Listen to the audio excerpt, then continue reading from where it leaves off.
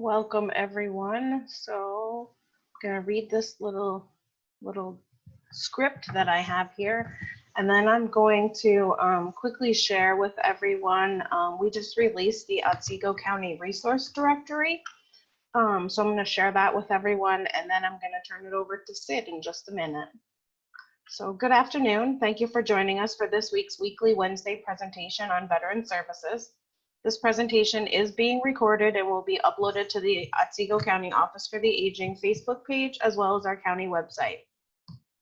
I ask that the community members keep your videos turned off and that you remain muted unless you have a question to reduce background noise. Please feel free to unmute yourself and ask questions as we move through the presentation. You can also use the chat feature if you prefer, and I will ask those questions for you. My name is Alicia Chase. I am the Otsego County Long-Term Care Coordinator. I supervise the Otsego County New York Connects program, and for those who are not familiar, New York Connects is the connection for all long-term services and supports. While my office is under Office for the Aging, we are unique that we are able to help anyone of any age who is looking for help navigating this complicated long-term care system. We can help friends, families, caregivers, and clients who are looking for information and assistance on all community-based programs and services, referrals, and application assistance.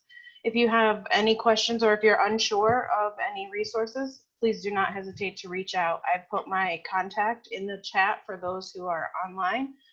And for those who are calling in on the phone, you can call us here at Office for the Aging, 547-4232. So before I turn this over to Sid, I'm just going to share my screen for those who can see it.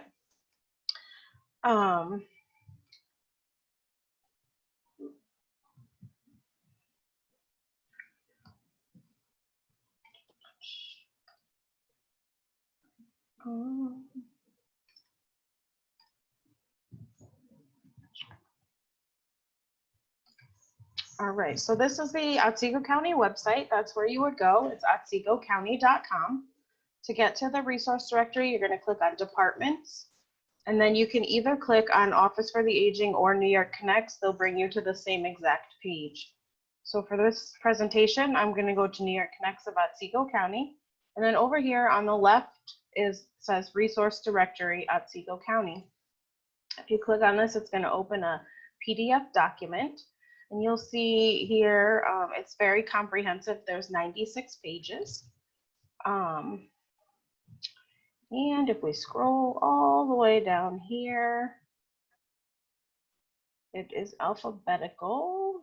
So veteran services is included. So you will be able to look up Veteran Affairs Medical Centers, Veterans Home in Oxford, different divisions of Veterans Affairs. Otsego County Office for the Aging is listed here because we offer the veteran-directed care for veterans requiring nursing home care but still want to remain in their home for those who qualify. You can find Sid's contact here on page 94. And there's 3 pages of veteran services. So you can find that here in our resource directory. And now I'm going to turn it over to Sid Loeffler, Veteran Service Officer for Otsego County.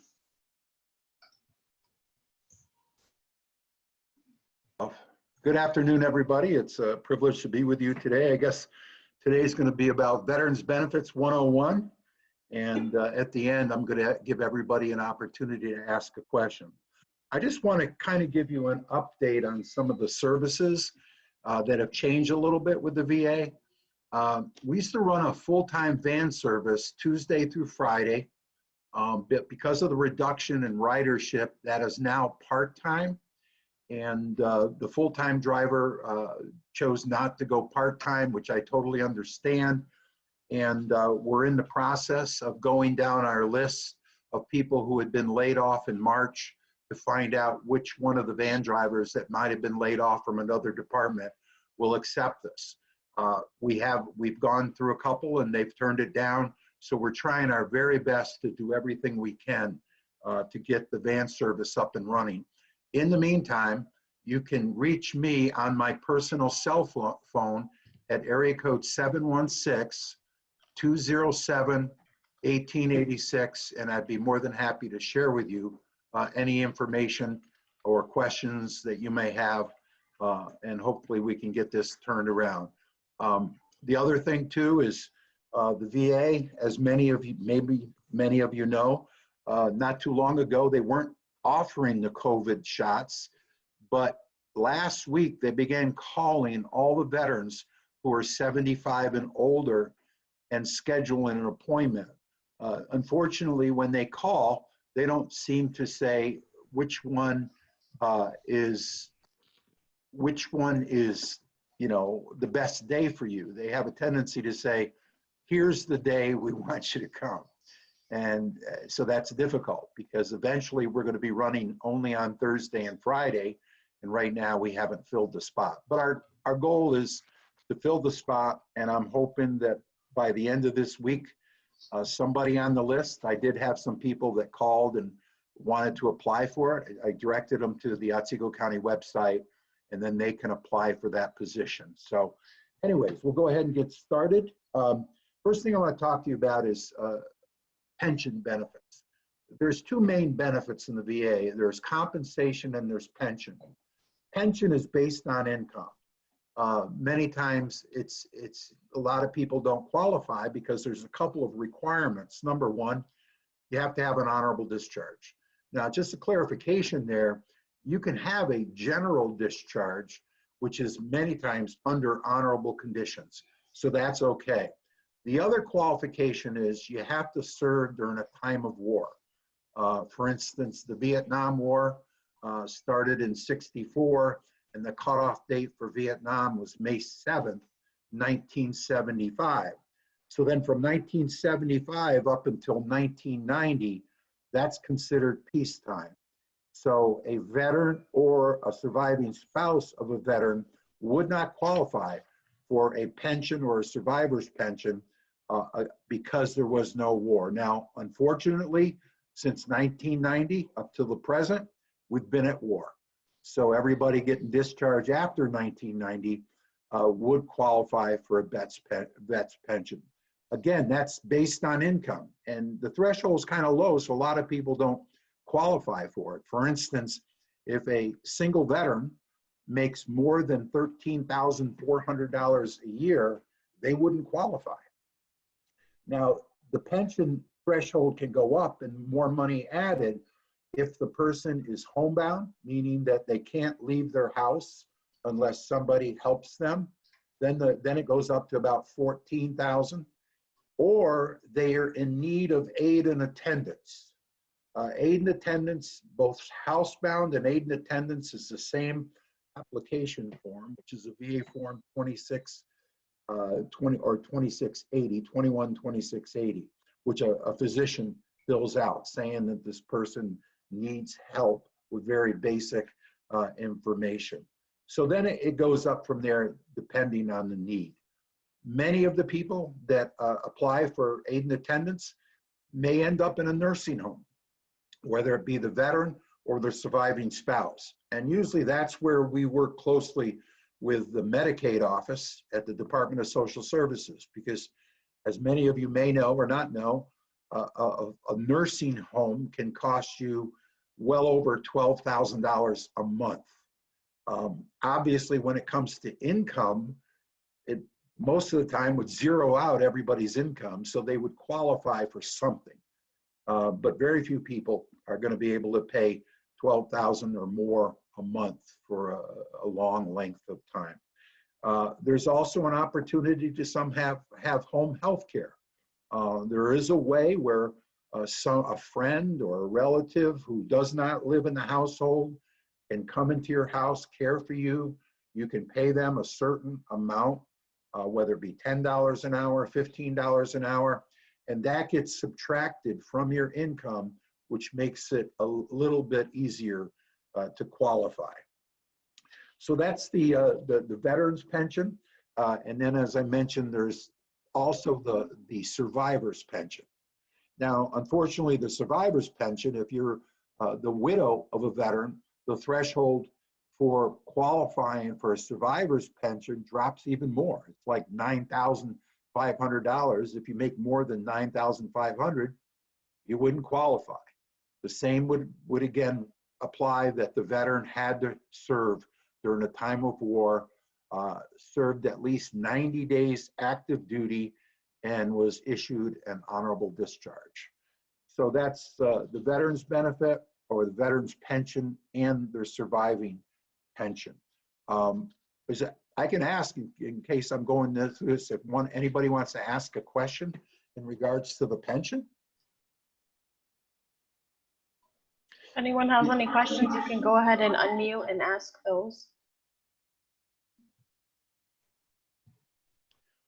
One thing I want to add is that in the fall of 2018, the VA made it more difficult. As you know, when you apply to DSS, Department of Social Services, Medicaid, they have like a 5-year look back. VA never had a look back. It was based on what is the amount of money in your account now, and how much do you make month, and then from that you subtract your unreimbursed medical expenses. Well, now they have a 3-year look back where they ask if you have transferred any property. Have you transferred your home into a loved one's name or something like that, to get that asset out of your accounting for earnings. As far as a single veteran who, let's say, has stocks and bonds, he can actually have stocks and bonds that go all the way up to about 123,000. And that doesn't necessarily eliminate him. It's not one of these things where we tell him to get rid of your $123,000. So there is some flexibility in there. Also, I have to tell you, and it's not good news, whenever you apply for veterans benefits, the time can take a little bit longer. In fact, we've noticed, we who work as veteran service officers, that lately, and of course with COVID, the application many times can take 6 months to a year for a basic application where you submit what's called a fully developed claim, and all the information is submitted. So I apologize for that, but as I say often, I find myself apologizing on behalf of the VA on a regular basis. So the next thing, as I mentioned, 2 main benefits: pension, then there's compensation. Now, the first thing I say about compensation, it doesn't matter. Compensation has to do not anything about your income.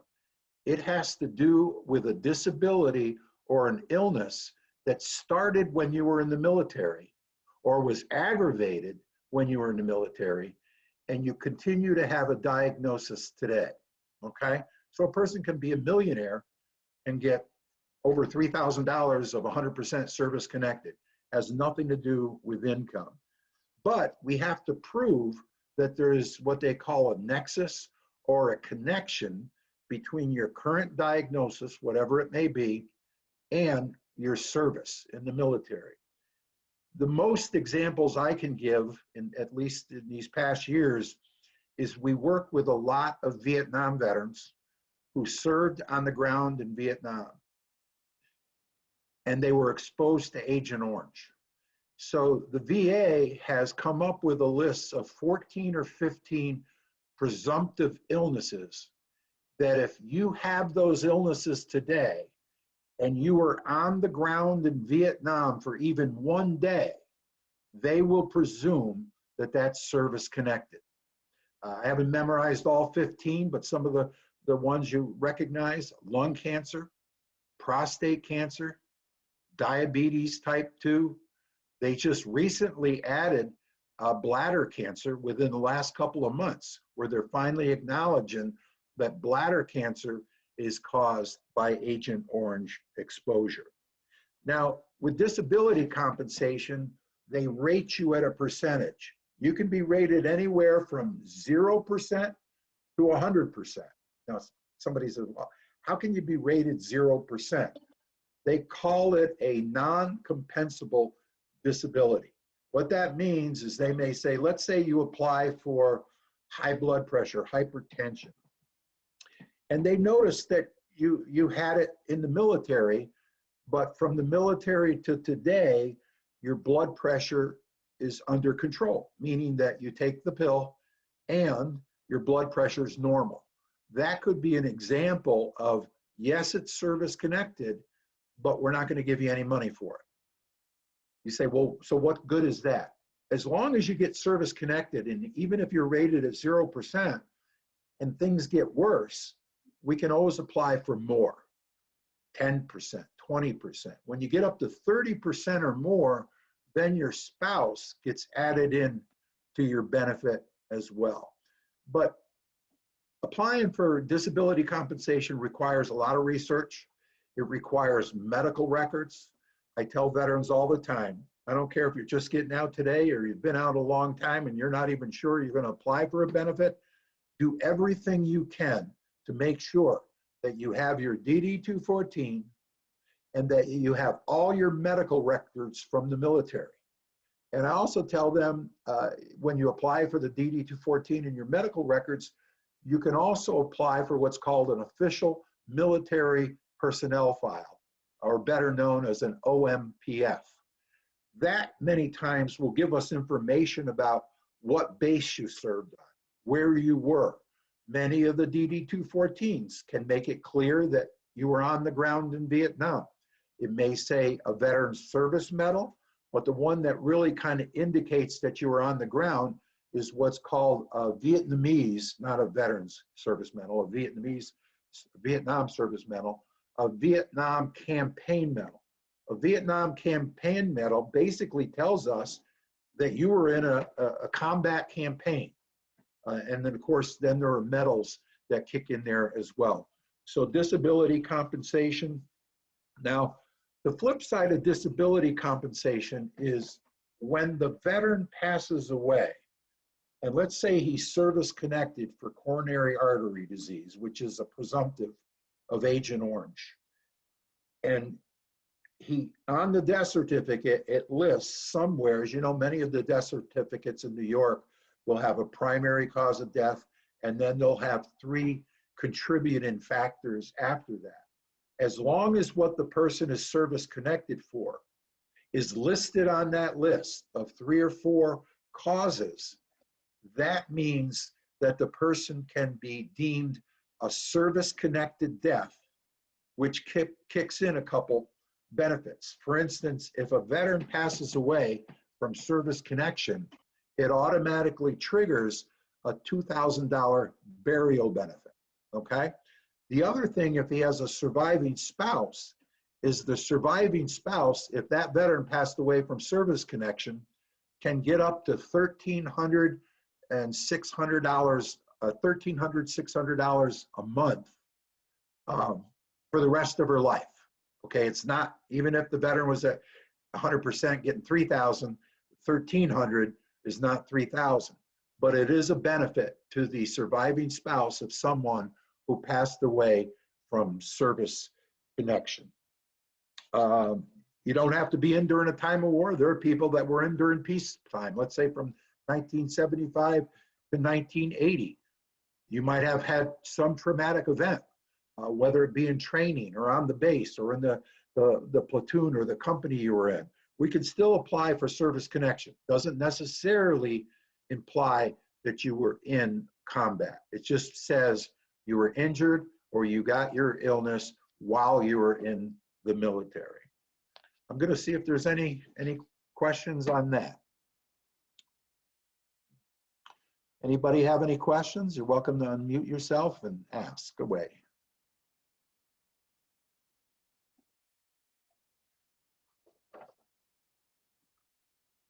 Okay, no questions. All right, now it's interesting because many times veterans think, well, if I'm rated at 100% and I'm getting, you know, I don't know exactly what the exact amount is, but 3,200 or 3,300 more, or 3,300 a month, then I'm at 100%, meaning I can't get any more money. That's not true.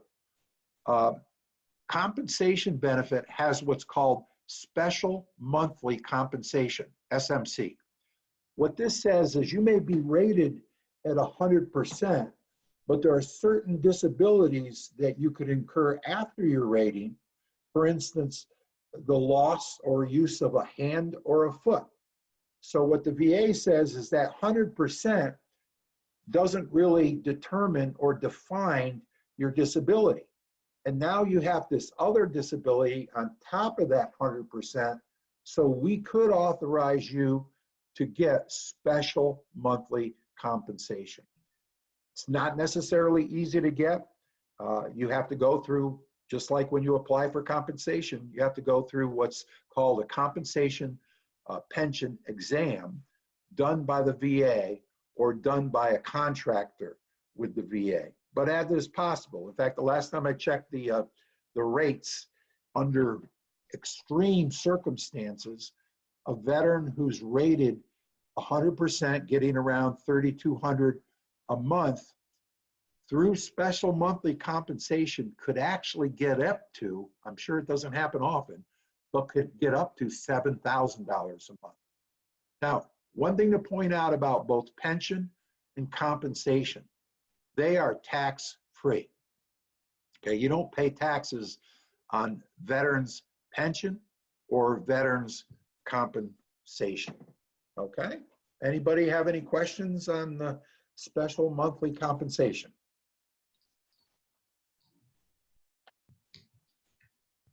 Okay, then we'll move on. The other benefit that after compensation and pension that we apply for, and it kind of connects with service-connected death or non-service-connected death, and that is a burial allowance. In order to qualify for a burial allowance, now the burial allowance, for instance, for pension non-service connected is $300 for the burial allowance, and then about $767 for the plot allowance. But in order to qualify for a burial allowance, at the time of the veteran's death, they needed to be in receipt of either compensation or pension. Doesn't mean they could be a 10%, they were receiving something. They could be getting just a couple $100 a month in pension. As long as they were in receipt of money from the VA, they could qualify, or they will qualify, for a burial allowance of $300 and then a plot allowance of about $767. Now, a lot of people today that pass away are cremated, and many times their cremains are not necessarily buried right away. And so the question that I get is, well, you know, we don't have a plot yet, or things like that. And I said, well, is there a chance you're going to? Yeah, we're thinking about, there's this tree on our property, and he did indicate, or she indicated, they would like to be buried, their remains, under this tree on our property. I said, well, you can apply for a plot allowance. And they said, well, why? It didn't cost us anything. I said, sure it did. You purchased your property. So if they're on your property, there is a place, and a lot of people, and it's not illegal, you can have a family plot. You can't bury a full body in a family plot, but you can bury the cremains, and therefore you can also get a placard or a headstone for the veteran as well. And of course, all veterans qualify for either a headstone or the American flag. Anybody have any questions on the burial allowance? Are there any questions at all? Okay. Again, I want to emphasize that I can be reached. I've been using my cell phone as my main phone because I work from time to time out of my house, as well as going into the office from time to time to check my mail and to check on some things that might be in my mail in regards to a claim being adjudicated. But you can always reach me on my cell phone at area code 716-207-1886. Again, I appreciate working on behalf of veterans. It's something I enjoy doing. And I always tell a veteran, yeah, we can file for a claim, but it's better that you be healthy than you get money every month. And that's something that I hope and pray for all veterans. So if that's it, I'll turn it back to Alicia. Nobody has any questions?